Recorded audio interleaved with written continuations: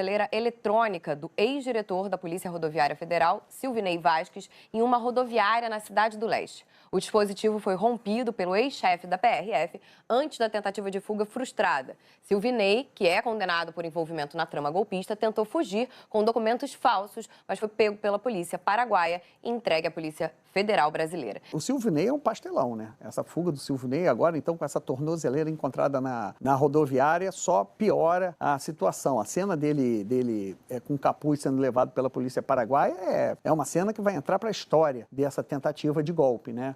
E como eles são covardes, né? Como é que eles são covardes? Essa direita golpista, o tempo todo, debochava do Jango e do Brizola por terem deixado o país na ditadura. Eles deixaram o país, fugiram, portanto, de militares que, ao longo do tempo, se mostraram assassinos, bandidos, criminosos, que torturavam, faziam desaparecer pessoas. E eles agora brincam de ditadura, né? Ditadura judicial. Eu tive um advogado e ninguém prestou atenção no meu advogado. Você conhece alguém condenado na justiça que goste do juiz? Eu não conheço. O juiz é venal. Então, essa desculpa que o juiz é venal, então, de repente, aqueles homens que faziam flexão, o governo Bolsonaro era o governo da flexão. Até o general Heleno, uma vez, fez flexão para dizer saúde de cavalo. Não sei. Agora está todo mundo doente, está todo mundo dodói, está todo mundo fugindo. Vasquez, que era, né, corajoso, ali, Polícia Rodoviária Federal, tem que ter caveirão, tem que participar de operação, vamos caçar bandido. Aí, quando é condenado, acontece esse vexame ali para ficar num termo adequado para esse horário, Bárbara. E já teve uma atuação muito questionada no dia do segundo turno das eleições de 2022, né? Sim, foi o responsável, aliás, por um plano. Aliás, os planos do Silvinei me lembram muito... Tem um desenho animado que eu acompanhava o caso dos meus filhos, que era o Pink e o Cérebro. Uhum. Então, todo dia de manhã eram dois ratinhos. Que sonhavam dominar o mundo. O Pink era doidão e o Cérebro se achava inteligente. E todos os planos do Cérebro eram ridículos, né? O Silvinei, ele é o Cérebro, porque imaginou reverter o resultado da eleição fazendo blitz em ônibus no Nordeste, na região onde o Lula tinha mais votos. Depois ficou desmoralizado porque disse que a Polícia Rodoviária Federal não podia desmobilizar aquela manifestação dos caminhoneiros. E aí foi a torcida do Corinthians e a torcida do Atlético Mineiro e romperam porque queriam assistir o jogo. Quer dizer, humilhou a Polícia Rodoviária Federal. Então ele é muito ruim de plano. Ele é muito ruim de plano. Planejamento. Não merecia ter chegado ao topo, não tinha qualificação para chegar ao topo da Polícia Rodoviária Federal. Aliás, essa foi uma tônica do governo Bolsonaro, que foi uma janela de mediocridade, foi uma janela para os medíocres chegarem ao topo de carreiras que, se fosse ali, eles falam tanto, por meritocracia, não chegavam. O Silvinei Vasquez não tem altura para chefiar uma instituição como a Polícia Rodoviária Federal. O Brasil virou um pornochanchada de baixa qualidade, de baixo orçamento, né? O problema golpista não é só um problema ético, também é um problema estético, né? São duas crises sobrepostas, né? E a gente, infelizmente, não tem nem o suficiente para poder ter um House of Cards ou uma série de TV de boa qualidade.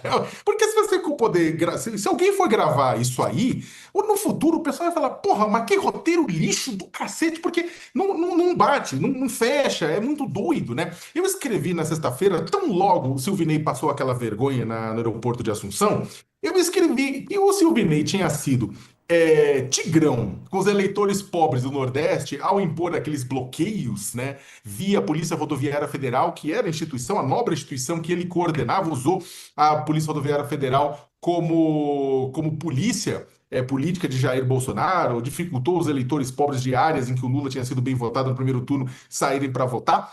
E aí, foi lá, tigrão, vai lá, bota lá, faz isso, faz aquilo, né, etc e tal. Depois que bateu que a condenação, né, dele como parte de um dos núcleos cruciais da trama golpista, Cabra se pirulitou, e se pirulitou naquele esquema que eu e o Ronilson estamos falando. Fez passaporte falso, fez uma carta com um laudo falso dizendo que estava com glioblastoma. Isso é sério, velho. É um dos cânceres mais sérios de cérebro. Mata em pouquíssimo tempo. Que ele ia se tratar em El Salvador, né? O governo de extrema-direita, diga-se de passagem, dificilmente ia ser deportado, que não falava e não entendia nenhuma língua, exatamente porque abrisse a boca, o pessoal ia perceber que ele não era espanhol, né? Faltou, ou seja, umas aulas de espanhol aí pro ex-diretor da Polícia Rodoviária Federal.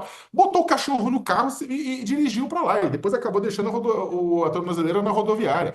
Vai que ele foi se aliviar e aproveitou, também se aliviou, né, do bracelete da lei.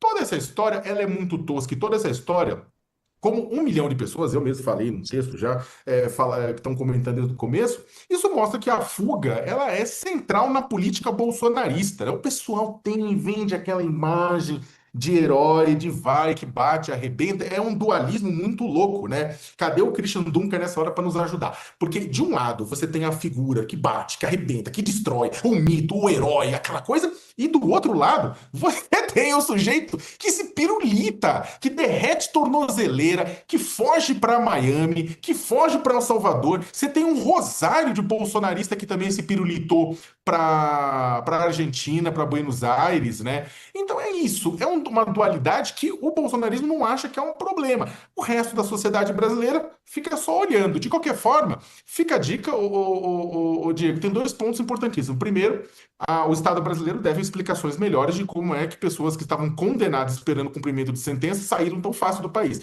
Segundo, isso mostra que as fronteiras brasileiras são peneira. Sai golpista, entra droga e entra arma. E o pessoal não tá nem aí, sabe? Tipo, é claro, Polícia Federal tenta controlar a fronteira, toma pau, toma tentativa no Congresso de diminuir o orçamento, é atacada aqui e ali, né? Forças Armadas não têm estrutura muitas vezes para poder aquilo, ou seja, é um projeto político, aquela fronteira porosa é um projeto político. Acontece só que é muito louco, esse projeto político que